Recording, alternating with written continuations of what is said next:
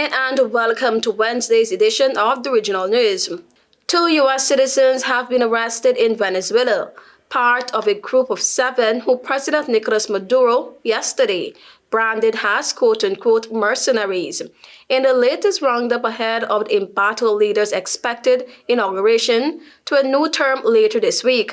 Maduro said the detained U.S. citizens were quote-unquote, very high level, but did not provide further details or evidence of the arrest.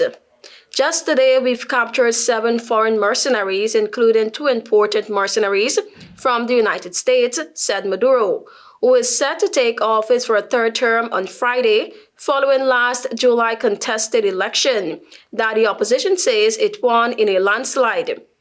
Maduro said a group of detainees includes 2 Colombians who he said were captured in unspecified parts of Venezuela, as well as 3 others who came from the war in Ukraine. He did not provide further detail. Neither the U.S. Department of State nor Colombia's foreign ministry immediately responded to requests for comment. A Venezuelan rights group have warned of a revolving door of prisoners with fresh detentions coming in even as older prisoners are released, including arrest of foreign nationals. In late 2023, Venezuela's government released dozens of prisoners, including 10 Americans, after months of negotiations between Caracas and Washington, while the U.S. released a close ally of Maduro, Colombian businessman Alex Saab. At least 5,601 people were killed in gang violence in Haiti last year, marking a dramatic increase over 1,000 deaths compared to 2023.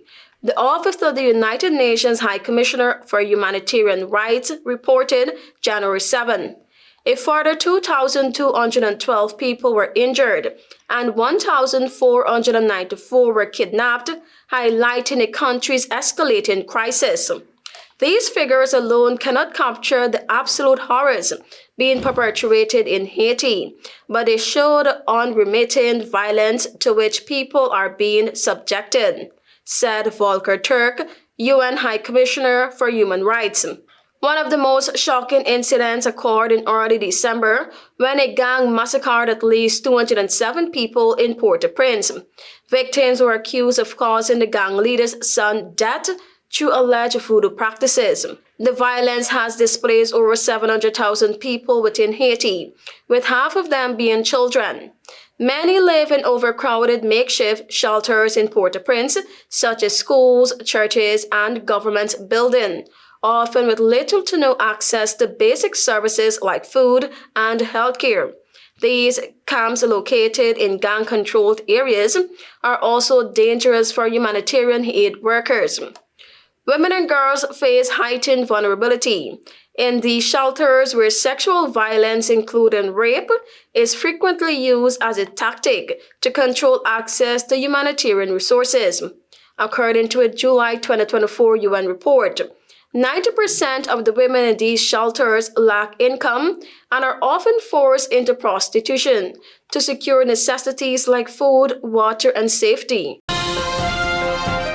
Wildfires erupted across Los Angeles on Wednesday, forcing thousands to flee as flames consumed homes and left chaos in their wake.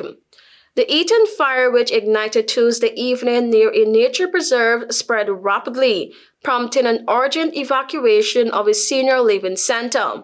Staff had to wheel dozens of residents, some over 100 years old, down the street to safety as embers fell and the night sky glowed red.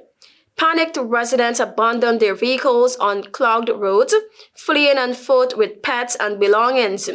The fire ferocity blocked emergency vehicles, forcing authorities to use a bulldozer to clear a path. Elsewhere, a 3rd wildfire broke out late Tuesday, triggering evacuations in the San Fernando Valley. Meanwhile, utility crews struggled to access higher elevations to refill water tanks. The cause of all 3 wildfires remain under investigation as authorities grapple with the widespread destruction. Thank you for watching. I am TIANA.